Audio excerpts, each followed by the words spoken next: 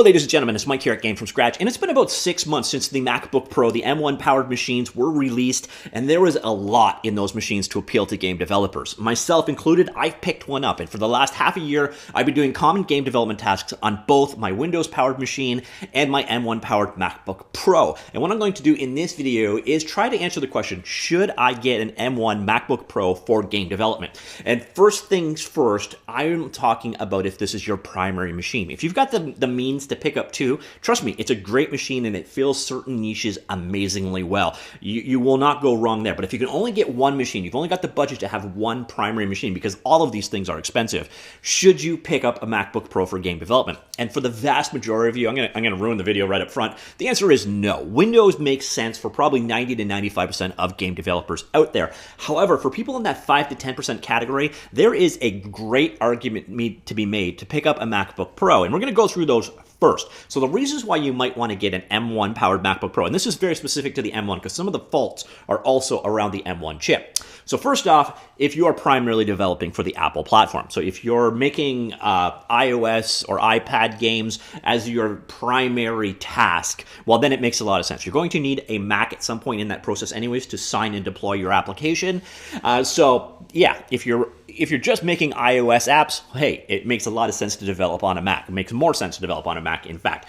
Also, and this is probably the single biggest upside to the M1 MacBook Pro, and the reason why I actually love mine is on the go. Now, in the world of COVID, we haven't traveled that much, but as we start getting out more, if you want to get out there and actually develop on a machine without having to plug it into the wall or bring an external monitor and mouse with you, you can't beat the MacBook. Quite seriously, the power to performance on this thing is staggering. This is the part that shocks me the most. I can use Unreal Engine or Unity for several hours at full capability for the most part on battery.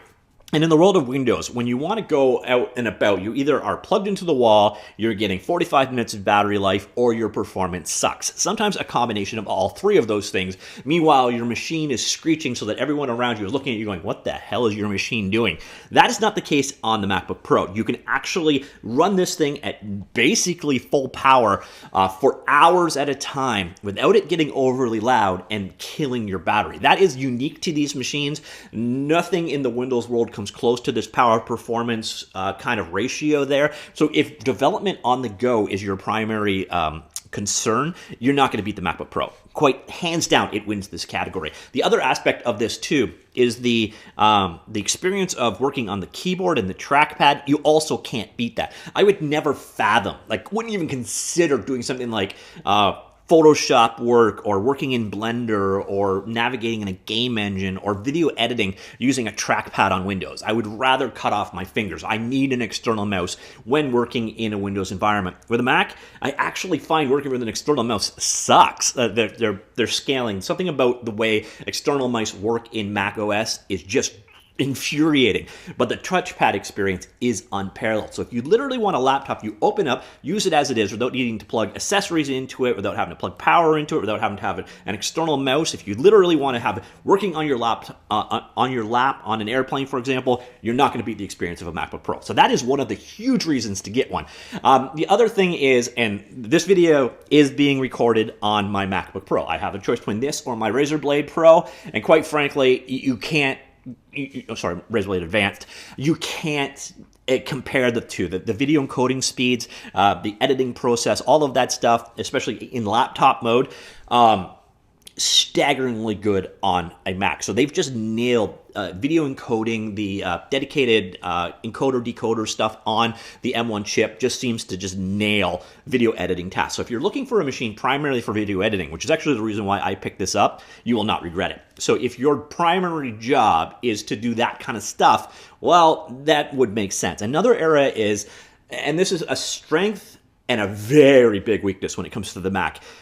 You have to look at what software is only available on the Mac. So what am I losing or gaining to work on the Mac platform? And really, there's only two programs that stand out to me as being Mac exclusive but useful for game development. One is in video editing, which is Final Cut Pro, and one is in audio creation, which is Logic, which are both Apple products, coincidentally enough. Those are great programs. And then there's even some things like GarageBand, which are actually shockingly nice little DAW of sorts. It's a nice music creation program. And there's some nice writing tools and that kind of stuff. But for the most part, Mac exclusive software is definitely not a strength in this comparison. This is where Windows actually really dominates, because the Windows environment gets basically everything. Everything except for Final Cut Pro and Logic, for the most part, are available on Windows platform. Now, actually, we'll get to that in the reasons not. Now, there is kind of an overlap area. There's a decent amount of game development software that is on the MacBook Pro that is on other platforms that works just as well or better than in a Windows environment. We've got programs such as Blender, which is Apple is definitely getting behind, so we're getting things like cycle support for the M1 chips. We've got Maya, Adobe's suite of software such as Illustrator, Photoshop, so on.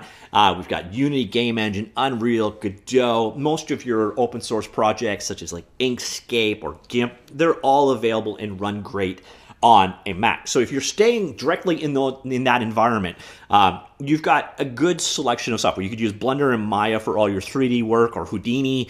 And then you've got Unreal and Unity are both available as common game engines. Plus, you've also got things like Godot out there as well. So if you're staying directly inside of that bubble, all of those applications run good on the machine. The performance, I actually already did a video showcasing how Unity and Unity and Unreal Engine run on the Mac, and it's quite nice. And the amazing thing is it's quite nice also on battery power, which it goes back to that earlier comment I made. Now we're getting into the reasons why not. The reasons why I'd recommend for the majority of people, if you can pick up just one machine, to pick up a Windows machine. First off, and this is kind of simple. All software is either on Windows or is Windows first, and then you get a Mac OS port after the fact. So you're looking at a lot of programming languages and tools and such. So like there's Visual Studio on Mac is just not Visual Studio on Windows, for example. And then the comparable tool chain on Mac, like Xcode, it's hell in software form. Whereas you've got game engines, you've got CryEngine, O3DE, all of those are first and foremost developed on a Windows machine.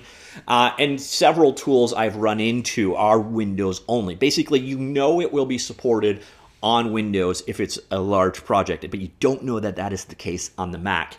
So in terms of software compatibility, you're not going to beat Windows in that regard. The only two major pieces of software, again, that come to me that aren't in a Windows environment are Logic and Final Cut Pro. So that is definitely one of the snags. Now, another one is back to the game engines I mentioned. Interestingly enough, I thought Unity would run flawlessly, and Unity on a Mac runs great, but Unity on an M1 Mac is still a bit buggy, and I'm a little shocked by how much that is the case. So that's one of those things to be aware of. In time, that will go away completely, but when it comes to Unreal Engine, well, that's a bit of a different story. Now, Unreal Engine runs great on a Mac, to be honest. And again, you can run it on battery power. I could run 3 or 4 hours of Unreal Engine on battery power, and that's pretty impressive, to be honest. And the performance is really good. With an M1 Max with 24-core GPU, I get the kind of equivalent to about a 2080s performance. It's a nice experience, especially on the go. However, when you're dealing with Unreal Engine, two of the sexiest new features, Nanite and Lumen, those aren't available on Mac, and there's been no announcement that they will be available on Mac. And I don't know what's going to go on there, but that is definitely a gotcha. And the other thing I have found over time is there's a decent number of add-ons out there that actually do not work on the Mac. It could be the developer just never tested or deployed for a Mac version, but I've run into that quite a bit. So you're not going to get 100% of the functionality you would expect from Unreal Engine when working on a Mac. Now, again, the bits that work great. It's just something to be aware of. If you're using Unreal Engine 4.2x, it's a good experience across the board, other than the fact that a handful of plugins don't exist. Also, I found, like, for example, Epic Games' own modeling tools don't work on the Mac, and I don't know why. I don't know if that's going to change in time, but it does get a little frustrating. And then the final reason why I wouldn't recommend getting an M1 specifically powered MacBook Pro, and I wouldn't get a non-M1 MacBook at this point in time, period, but the M1 has issues. It's not really that the M1 has problem, it's M1 support. I have found a lot of times when I'm doing something like working in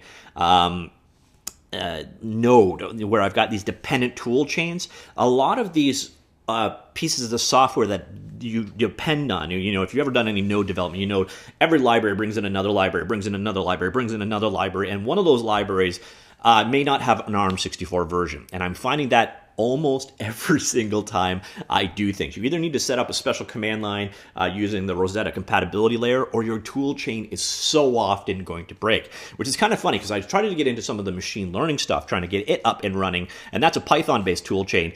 And in every case, this is a great machine for that kind of processing, but the tool chains broke every single time I tried something, just because there is an ARM64 dependency that you're missing out on. So the M1 chip is what gives it the ability to be super powerful and great power to like energy consumption use on the go, but it's also the lack of support there is problematic. Now, in a year or two's time, I think a lot of those things will go away as support matures and so on. Just be aware right now with the M1 chipset, you are going to run into more compatibility issues than you probably would have expected, and it does get frustrating.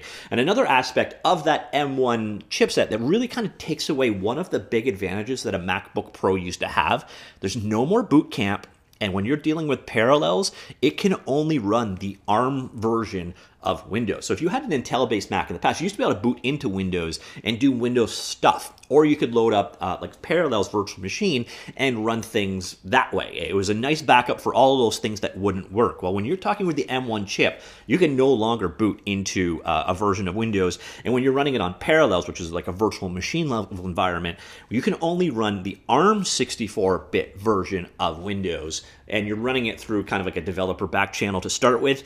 And in terms of that, you got iffy support on the Windows side for Windows ARM-based applications. So it's not a good fail-safe for emulating the software that you couldn't necessarily run. And that was another frustration of the M1 chip. So in some ways, the strength of the M1 MacBook Pro is the weakness of the M1 MacBook Pro, and that is the M1 chip. So that is my conclusion. Now, it's been 6 months out. Do I regret buying this machine? Heck no. I love this machine. I like working on it. I love the fact that I can record in video, edit like right now with the machine completely unplugged, and then have it encode my video in a fifth of the time it would normally take. Those kind of things are amazing. I love the fact that I could go out for a day and work on Unity or Unreal or whatever without having to bring anything with me, and it just works. Those are amazing traits.